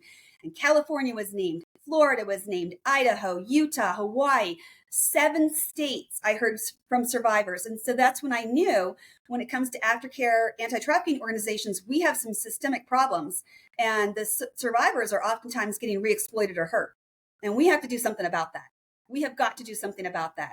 That these are human rights violations, they're mental health violations, and it can't stand, and I'm not going to be quiet about it. Well, thank you for speaking out, and I think you've touched on something important. So I think we were clear, right? Like all Right, anti-trafficking organizations aren't bad, right. right? There's some really good ones out there. So my question to you would be: is there an opportunity? And I know you've been burned by some of these, so maybe I'm overstepping here. But is there some opportunity to connect with some of the good ones and talk about how we end up setting best practices for industry standards and trying to uphold some protections and some proper care, so these kids these the, teens, adults, whatever, whoever is being helped by these trafficking organizations, can get somebody on their side who is competent. I think there might be. Who knows what the reasons are? Maybe it's some federal funding or state funding that they just want to leech off of, and they don't really care. I've seen this a lot. Don't really care about the people that they're supposed to be helping because we have some folks that are profiting from this, and this is a good grift to where they, number one, get to make themselves look like they're virtuous. Look at me. I'm the CEO, I'm the CFO of this major anti-trafficking organization. I'm going to go do media rounds, and I'm going to post really great things that I'm doing and pat myself on the back and collect a fat paycheck while I'm not really giving a crap about taking care of people. I think there might be some of that, and there might even be some malevolent people out there. But I think that there's probably some folks that really deeply care, and I would love to see those people come together and maybe call out people in their own industry. It I shouldn't be don't mind you. it Like, being you're a me. victim. Like, you shouldn't be the person that's getting. Well, I'm saying, like, you can certainly be a piece of the puzzle, but I think it's scary. It's potentially unsafe to you to try to fight this battle alone. It feels like if these people are really virtuous and they really have good intentions. I'm saying the good group, whatever this good group is, like, hypothetically, they should be the ones spearheading this. They've got all the resources. They've got all the funding. They've got all of the psychologists who have actually been trained on their side. They understand what best practices should be. They're engaged with these victims in the world, right? And they should have a clearer picture, and they should be the ones that are spearheading this. It shouldn't be you, right? Like, I think there's a place for you, but God, it's dangerous. Like you said, like, putting just people's faces and stories and names and whatever out there, like, it's really dangerous. Like, you've got a cease and desist letter. You've been threatened with Oh, criminal prosecution for my just voice. for And by the way, I speaking. wasn't So threatened with criminal prosecution I by a DA yeah, or a police officer who said that I did something wrong. I was threatened with criminal prosecution by an anti-trafficking organization to shut me up. And they sent a private investigator. And speaking of HIPAA violations right, and right. privacy violations, I was a client and they gave my name and home address to a private investigator who showed up to my home to film me, question me about my social media, intimidate me, scare me, and ultimately serve me with an extremely threatening cease and desist letter, which, by the way, was filled with lies, but lots of threats. And so, speaking of who should be spearheading this, I agree with everything you said. Yes, that would be great if they joined me. But interestingly enough, as I have spoken about the reforms that we need in the area of aftercare anti-trafficking organizations and why, a small team of people has been assembled of people who understand my message and want to work with me, and they understand they're on board. I have not found one anti-trafficking organization who's on board. Why not? Why don't you want to? If I'm the executive director, not one yet. Not Now, one. maybe some of them don't know what I'm up to, but so far, the criticism and the defamation and the smear campaigns and the resistance has all come from aftercare anti-trafficking organizations. They've started a defamation campaign against me. I mean, it's just been shocking. And so, why is that? Why is it that? Because if I'm a doctor and I want best practices in the field of medicine, every good doctor is going to want to join, right? Of course, we don't want our field to be tainted. We want the best of the best, and we want best treatment and best practices. It's very interesting, and maybe someday I'll meet someone from an anti-trafficking organization that wants to link arms with me. But right now, I've linked arms with, well, I can't name them, but people. And the reason I can't name them is not because I don't want to be transparent. It's because I've been threatened so many times, and they have flat out told me, not in the cease and desist letter, but someone else told me in an email, someone who's been very slanderous, spreading lots of lies about me, and once again, threat after threat after threat. She was very clear in her email. We are watching you. We watch your social media. We monitor what you do. Why is what I'm saying so scary? All I want is training, privacy rights, licensed counselors, and a little bit of oversight and best practices. Why is that so scary that you have to threaten someone repeatedly and you're not on board with these very simple reforms? Because lay people get it. When I post on X about these things, people get it. Well, for sure, regular people get it, and I think a lot of it is just lack of education, right? Because I will admittedly, I was ignorant about this until you told me some of these things that were going on with these anti-trafficking organizations. I had no clue. I think I was like most people who you hear trafficking stuff sort of fiddle through the news. It kind of sort of seeps in over social media and the news. There's some story, there's some bust, there's some thing going on. We know that there's these anti trafficking organizations that exist, but the media seems to paint them all in this virtuous light. Like I think my view has always been like, oh yeah, there's these groups out there, they're available to help. I had some exposure, I think, more than other people based off of my geography. Like my wife and her family are from Utah, and we, were exposed to some of these people that helped. And it's weird. I don't know if this classifies as trafficking, but the fundamental LDS church, right? There's this thing where these people that try to escape from that, which is kind of, I don't know if you're familiar with that group, but like the Warren Jeffs of the world who ran. It's almost like a cult, right? So it's this, sorry everybody if you're LDS, I don't mean to offend, but the fundamentalist LDS, they've got they're trafficking young girls essentially. They're sort of marrying off 9-year-old to 12-year-old girls to 70-year-old men, right? And there's these groups that help people escape. And so I've been familiar with those organizations, and they got a lot of publicity in Utah, a lot of positive publicity, and they did actually do a lot of really good work helping these people escape. And they would set them up in Salt Lake City, because typically it was like southern Utah and northern Arizona. That was a hot spot for a lot of this stuff. And they'd bring them to Salt Lake, and they would set them up with a house, like you said, try to help them get social security cards and driver's licenses, and help them enter the real world, because they were it legitimately the entire city, including all of the police and the sheriffs and everything. The whole mechanism was all run by this Warren Jeffs guy. And so there was no way you could get out. You had to sort of sneak in under cover of darkness and help them escape. And it was really cloak and dagger type of stuff. And so when I hear anti-trafficking, that is kind of what that group is what I think of. And they were a very honorable group, and they seem to do really great work. And I think everybody that I know that hears about it sort of has that same impression of anti-trafficking. So this is all news to me, and this is very under-publicized, I Well, think. it is, and like I said, I'm not saying there aren't any good ones out there. There are. And I have some friends who are affiliated with some organizations that do very, very good work, and I respect their work and I'm grateful for their work. But when I hear from survivors in 7 different states, we have a problem. We have a problem. And in my case, I was involved as a client of 2 different organizations in Colorado. And there were privacy issues with both organizations. And once again, it could be as simple as, for example, this could be the possibility in one of the second organization I was involved with as a client. Maybe they didn't know any better. Maybe they don't understand HIPAA. Maybe they don't know that they're doing something that's harmful and wrong. So that's why we need education. If you're a loan officer, you're required to take continuing education courses. If you're a school teacher, you have to take continuing education courses and training. Mhm. Anti-trafficking organizations get a pass. You never, ever, ever have to take continuing education requirements. Why? Because you don't need training to get into the field in the first place. A lot of them will tell you that they are trauma-informed trained, but they don't say how. And that could be as simple as a 2-hour class on the internet. I mean, one of your kids could take a 2-hour class on the internet and say, I am now trauma informed. I can help you. Well, can you? Because these are extremely complex psychological conditions. You need a master's degree level.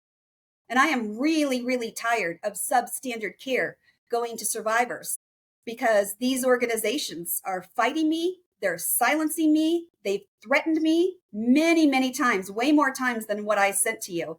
And I could send you more. I just didn't want to overwhelm you all at once. But it's shocking the number of threats I've received. And it's all coming from the same crowd. It's not coming from, a layperson out there who sees my stuff on the internet and says, oh, she's crazy, I want to bring her down. The average person, when I have posted about my ideas for a law to protect survivors, the average person gets it. When I have gone to meetings and given speeches about this, the average person gets it.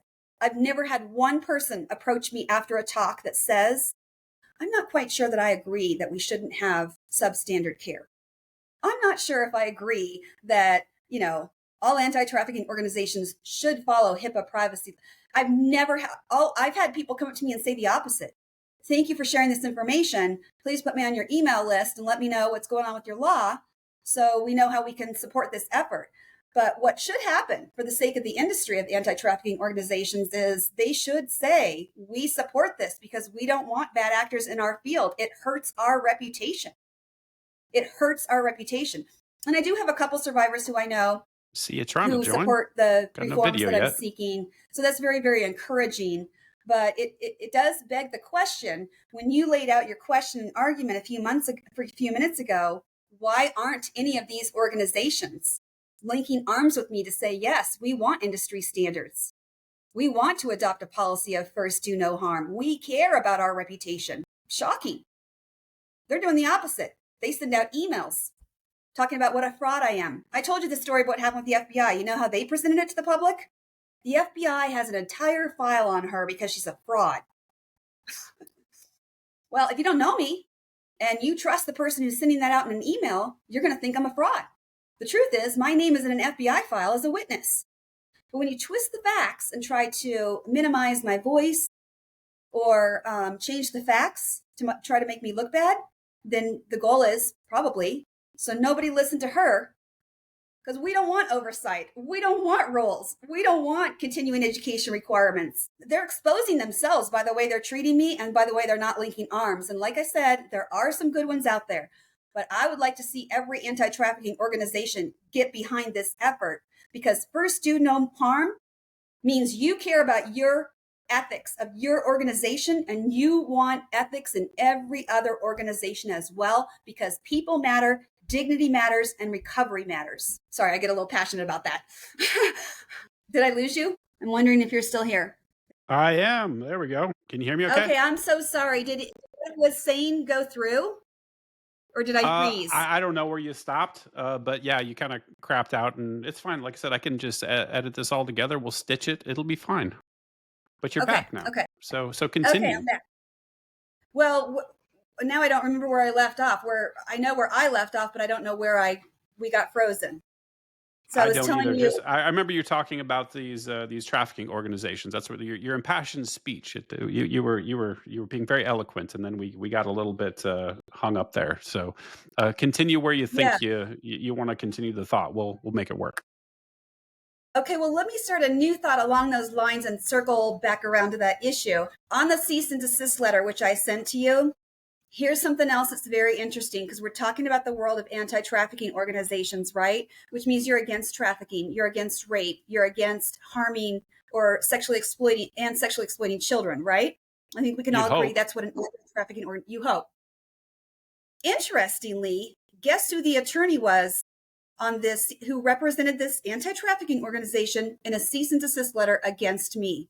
It was a woman in Denver named Julia Stansel, who brags on her website about getting child rapists off. And I think I sent you the screenshots from her website.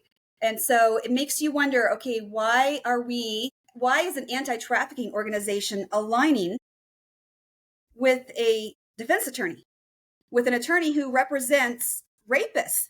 And that's not the only example, because the private investigator they sent to my home, I also looked into because I wanted to know who the hell was harassing me. And she's with the public defender's office in another county in Colorado. The public defender's office is on the defense side, defending people. So why did this anti-trafficking organization align with a private investigator and an attorney who are clearly on the other side? It's very Well, suspicious. I don't know, and so I don't like to be too conspiratorial. At least at first, I'll go there. You can get you can get me to the conspiracy, but I will ask the question of, like, for example, like a lot of private attorneys, they have multiple areas of practice. They do criminal defense, they will do trusts, they will do estate planning, they will do, yeah, right. Like they have multiple areas of practice, and so I don't know. Public defender seems a bit weird, because a public defender's entire job is to defend criminals. So that is super weird. Although I will say, public defenders also will rotate out of being public defenders and go into becoming judges or private practice. Like, so I know I've unfortunately been exposed to the attorney world, and so I know. And I actually have a great friend, Casey Ashmore, who's an attorney in Dallas. I can maybe ask him if you have any questions about that. I'll ask him privately. But I don't want to jump to it's a conspiracy first, but maybe Well, I'm like not the saying it's a conspiracy. I'm not saying, I'm not explicitly saying there's something nefarious, but I am saying, and I will stand by this part, it is a very odd association if you're in the anti-trafficking world to be associating with people on the other side of justice. It's an odd association. That's my point. yeah, Is there something definitely seems to nefarious? be. I have no idea. Yeah. Yep, But once and also again, there could be it could be personal connections too, because I know sometimes, right? Like I happen to know this guy who knows a guy who's an attorney, and they get brought in for. I don't really necessarily know, but it's definitely concerning. I would be certainly raising my eyebrows at a minimum. well, it goes back to what I was saying when my computer froze. There are some good anti-trafficking organizations out there. Victims and survivors deserve to get help. We deserve recovery. We deserve dignity in the recovery process. And so, to all the good anti-trafficking organizations that are out there, I say thank you. To all the ones who need some help via new laws, regulations, best practices, and standards, I say if you are on the goodness side of those organizations, I would think you'd want to join me in this effort. I would think you'd want to care about the reputation of these organizations, because it's just like in the field of counseling. If I'm a counselor and I'm a good counselor and I hear about another counselor who's completely unethical, I want that fixed because it reflects on my profession. So it's quite perplexing, the whole situation, but I'm gonna continue to pursue this. I don't care if it takes me the rest of my life. Survivors deserve recovery. We deserve ethical recovery. We don't deserve to be re-exploited in the recovery process. We don't deserve to go through that experience and end up feeling suicidal. You survive trafficking, but now you're in the recovery process, you end up suicidal. Something's very wrong with the process here. And so I will continue to speak out for human rights, dignity, and ethics in this field Well, because it's lacking. kudos. Yeah, kudos. So I would, if I were you, I would try to find. I don't know if you have names like with these organizations who you think are the good ones, but I would certainly reach out to some of the people on the boards of directors over there, some operations people, and see if there's a way that you can bring your story forward so that at least they can know. Number one, so everyone's informed. I think the good faith actors might have blind spots. Like it might be a situation where they don't know necessarily the harm that could be done just on accident. So maybe do some of that. And I know you said you've reached out to my guy Thomas Massey to maybe get some legislative action. Maybe that's an avenue. But I think that there's just not awareness around this, because I know I consider myself pretty well connected in a lot of things, and this was completely unknown to me. And so I think just getting some It awareness. I was don't know if you unknown can to go me. on. Mm, Yeah, it was unknown to me. Like I said, this whole started because I called them to volunteer thinking, hey, I need to be a part of this. I need to be a part of helping others now. I'm at a different chapter in my life and it's time to help others.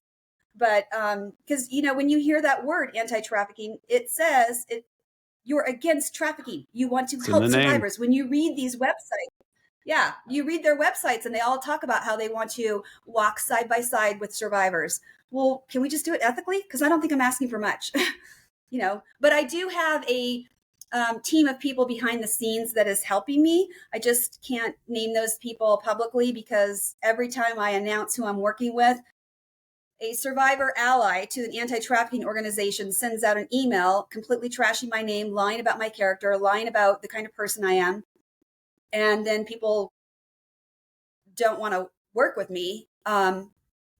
However, that strategy is proving over the long haul to be a failure, because trashing someone only works some of the time. At some point, someone out there is going to say, I believe her, I agree with her, and I will work with her.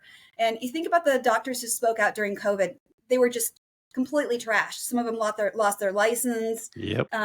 They were harmed in many, many, many, many ways for telling the truth. And I have great compassion for these poor doctors and what they went through. But the moral of the story is it caused an awakening among the population here of when someone is trashed, because we saw these doctors during COVID being trashed. Now, at least for me, when I see someone being trashed, I think, I want to know why they're being trashed. I want to know what they said. And is this true or is this not true? Because maybe it's not true. Maybe they're just trying to minimize the voice. I mean, we see this in the vaccine industry all the time. You have someone come out with the truth, bam. The next thing you know, you have some career bureaucrat telling the whole world they're an idiot. So the world has woken up to the idea of defamation and slander and ruining someone's reputation in order to minimize their message. Why an anti-trafficking organization would resist my message is really quite beyond me. But we will persevere, and I'm very, very grateful for the people who have decided to work with me. I just, like I said, I want to keep the team intact. Yeah, yeah, totally. And I think there's But I'm so support out grateful there. for them. Yeah, I think just more needs to come out. And I don't know what the answer is if you are saying that when I try to speak out, I get attacked. Like that's a difficult thing to get around, and particularly people that are vulnerable, like you said, like you boy, like it just yeah, every time I hear you speak, I'm like, why is it you? Right? Like of all people in the whole world, like it feels like there should be other people with more power, with more influence, with a bigger microphone, who should be helping carry some water here. So if there's anybody out there who is involved with a good organization or even adjacent to these organizations that can provide some help, step forward, man, because it feels like we've got a big gap here, and some of the most vulnerable people in all of society, like you said, are getting re-traumatized and hurt and potentially disappeared, over this stuff, and it's sad to see. Well, and along those lines, thank you for bringing up those points. The sheriff in my county is aligned with an organization, an anti-trafficking organization that has committed um, poor acts, unethical acts. And I have called him out for this, and he hates my guts for it. And people have told me that he said terrible things about me. But when you have the top cop in your county aligning with an anti-trafficking organization that's unethical, what does that say? And I'm not going to give law enforcement a pass because they haven't been trained, because maybe the guy on the street hasn't been trained and that cop does very, very difficult work. And I'll stand by them. But if you're at the very top, I expect you to have some training on this issue. We're all talking about sex trafficking and childhood sexual exploitation and rape and everything else. If you make it to the top position, you should probably know a little bit about this topic. And if Yeah, you you'd don't, think, right? then you so that's difficult, that I'm actually working against the cop and in my the sheriff in my county. It's very sad. It's been stunning. It's I've had to learn a new skill set of how do you get your message out when on a local level people are spreading defamation and lies, and that's problematic, but there are ways around that. And I'm going to have faith that if I keep telling the truth over time, this message will resonate with people that, survivors deserve recovery. We deserve freedom. And by the way, freedom of speech is part of freedom. If you want to Mm. gag me and silence me, I will never be free, and neither will any other survivor out there. So I'm very, very passionate about our First Amendment rights, because we, as a survivor of whatever crime we go through, if we don't have the right to talk about it, including our mental health journey and recovery journey, then we are not free. And I want 100% freedom for everybody. Everybody. You're talking to the freedom maximalist here, so you're not going to get any argument from me, like for sure. Like you should be able to make whatever damn mouth noises that you want to, without any threats. So I'm fully aligned And there. I'm not saying we should lie about others. And I know that the First Amendment, we're not inciting violence. I know that there are a few limits, but the First Amendment is the First Amendment. And if we're telling the truth and we're not threatening others, we should be allowed to speak the truth without being threatened. And it's very sad, but I'm going to keep fighting for it, because I believe in 100% freedom, not a little bit of freedom, not here's your carrot. If I give you a few crumbs, do you feel fed? No, I want the whole enchilada. I want to wrap myself in that American flag and say, I get to speak too. And so does every other survivor of crime. Boy, love that. There's nothing for me to disagree with you there on. So I want to pivot a little bit because we're getting really short on time, but I want to talk about like, how do we keep going as a society, especially as victims, right? Because um, obviously you've seen me be very impassioned lately, and you are as well, and some other people are. And I feel like we've got a moment.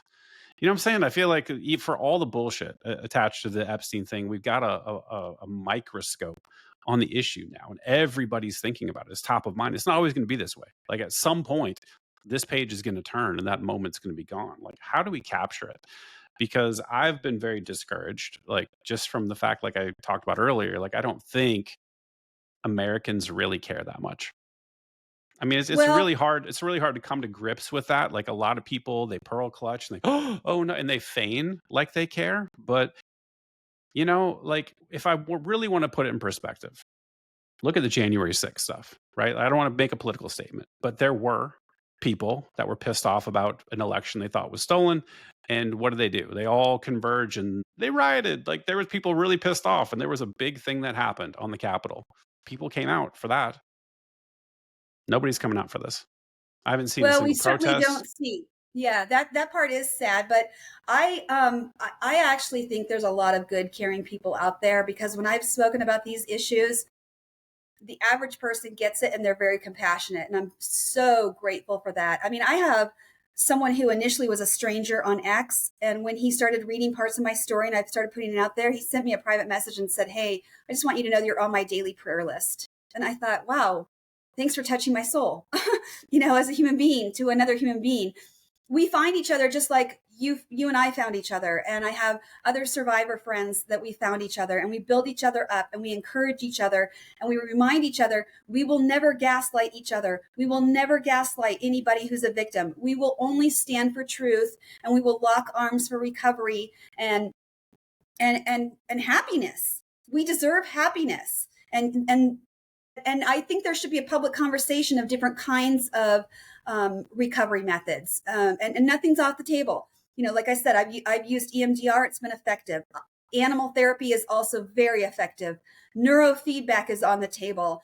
Microdosing is on the table. There are a number of treatment options: art therapy, play therapy, all kinds of stuff that could be a great healing modality, and we need to exercise them.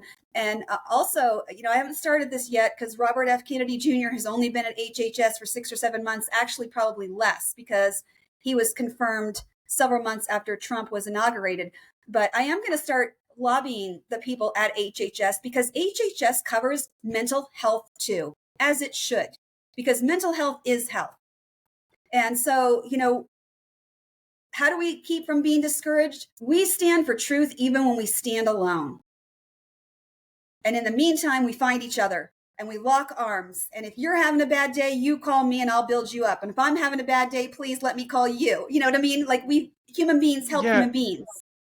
yeah, and please don't take this the wrong way, because this is super important that as individuals that we have empathy for each other and we support each other and we do all the things like good people just do that. Like if you're in this group of survivors, right? And if you care about these people, it's good to, hey, I'm praying for you, or I'm wishing you well, or how can I be here for you? How can I show up for you? That's great. That's not what I'm talking about. It's not what I'm talking about. This is the thing where I really get upset because it's always thoughts and prayers. It's always that. There's never any action. This is what I'm upset about. Like because there was a thing, some bullshit election that doesn't matter, some politician that you thought should have won didn't win, and you feel like they got cheated, and you came out in droves, tons of people, and I saw things that made my heart smile, like politicians cowering in fear in their chambers. Right? Do you remember that?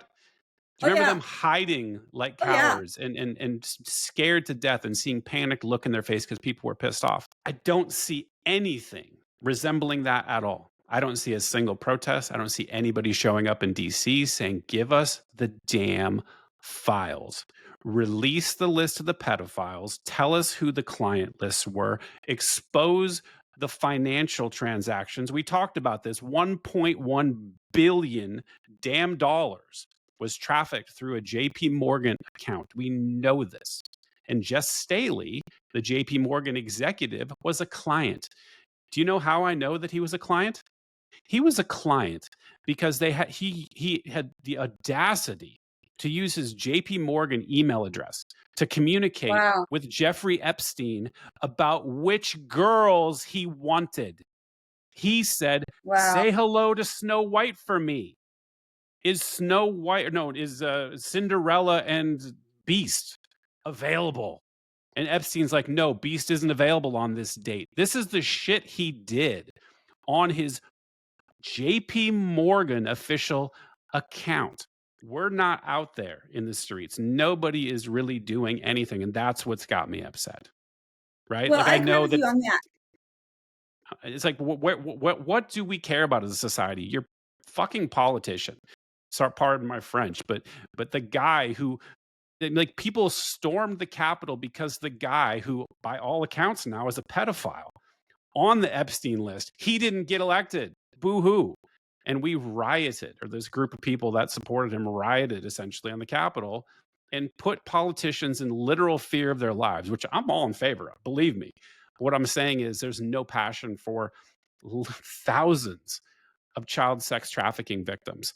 Um, it just boggles my mind. So I guess that's where I get upset. It's like, I love the fact that we have empathy, we help each other, we're supporting each other, but I'm not seeing it in mass, which is why I say, and it pains me to say, I'm not gloating. I'm saying Americans don't care. I don't see any evidence of actual care other than, well, I'm going to tweet about it. I'm going to say a snarky thing, and we just accept it. Everyone passively accepts it. Look at Twitter.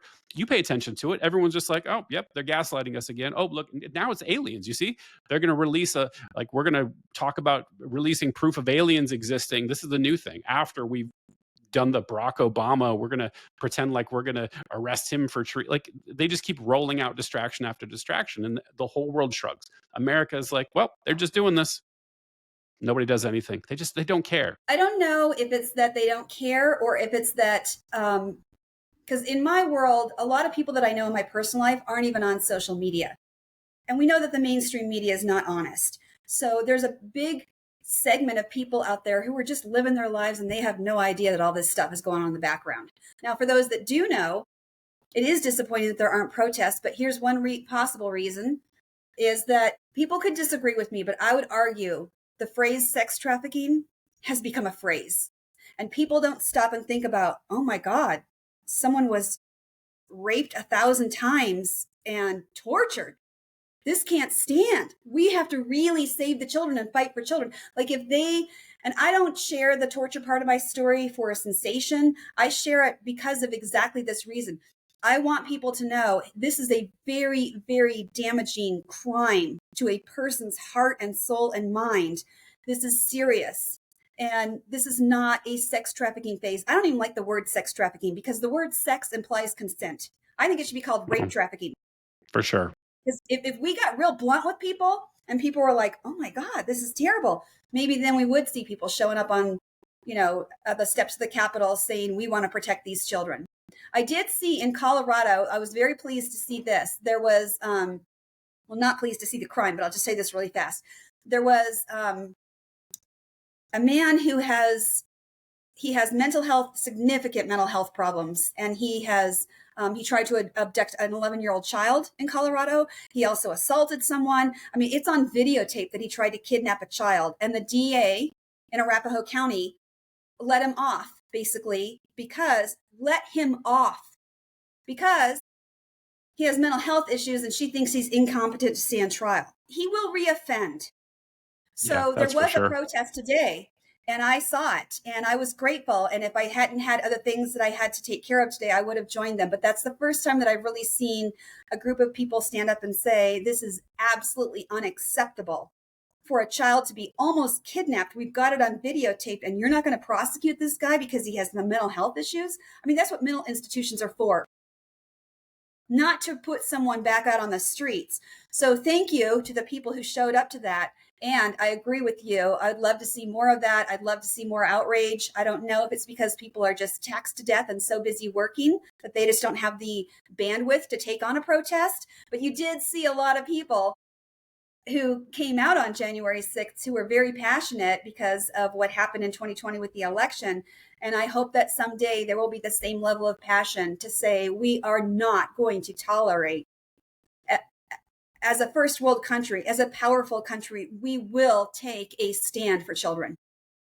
Boy, I really hope so, and that's my intention for having you on and other people, and I'm not going to shut up about this. And so I really want to I'm not thank you, and either. we're really getting to the end here. We're actually way over, but I really want to thank you for because I know it's hard, right, to talk about horrible things that happen when you're a kid. I don't like talking about my stuff. I know you definitely don't, but I think it's important, like for the details. Like, and I know we didn't even get into the details I wanted to, but connecting, like you said, there's this like skimming effect that happens. You talk about human trafficking and stuff like, oh, it just kind of you associate it with your head as like generic bad thing. Like that's bad to me, but I don't know what the actual details are. I think knowing horrific things that just made me sick throughout this conversation. Like, I think people need to connect that and feel it, embody it, right? To be like, when I think about the Epstein case or the Arapahoe County case or whatever situation it is, like to try to connect it to a little girl, a little boy, a little person that just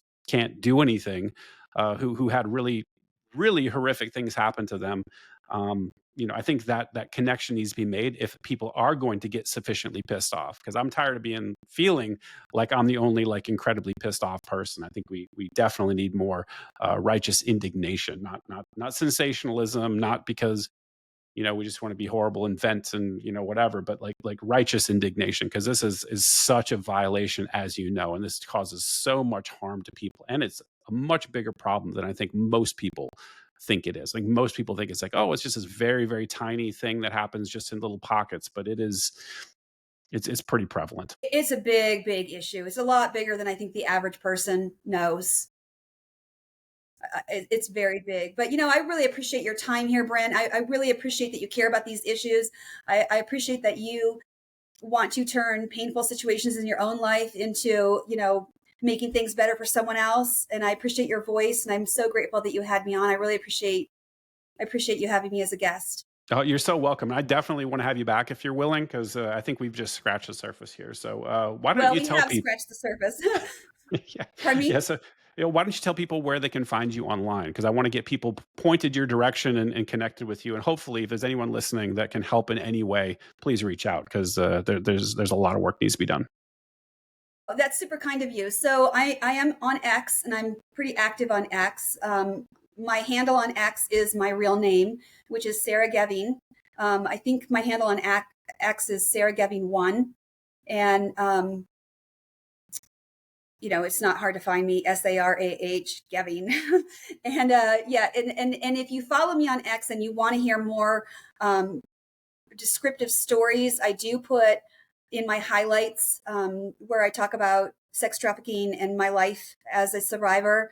I don't talk about it all the time, but I am going to talk about it more and more because not only do we need to care about the survivors in the Epstein case, but we need to care about all survivors, not just in the United States of America, but in the rest of the world. And when we join our voices together, I believe we are more effective. So you can find me on X. I have an Instagram account, and that is also my real name. So, yeah, I'm just really grateful to talk to people. I'm grateful to the people who care, and I'm grateful to you for this podcast. Awesome. Well, thank you so much for stopping by, and we'll chat later. Thank you. Have a great night. You too. Bye bye. Bye.